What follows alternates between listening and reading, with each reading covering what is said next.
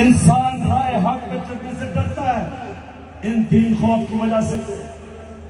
मैं जब पॉलिटिक्स में आया तो मैं जब पढ़े लिखे लोगों को कहता था कि मेरे साथ आओ पॉलिटिक्स में, अगर पॉलिटिक्स में करप्ट लोग हैं तो ईमानदार लोगों को आना चाहिए।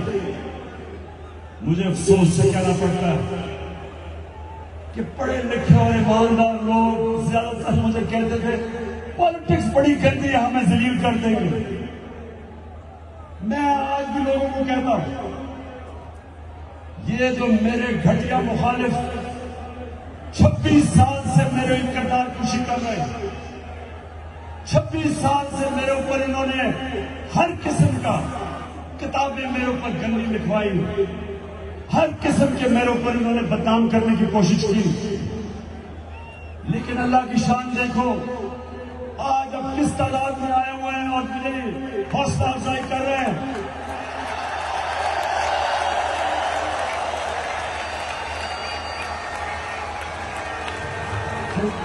क्योंकि मेरे पाकिस्तानियों,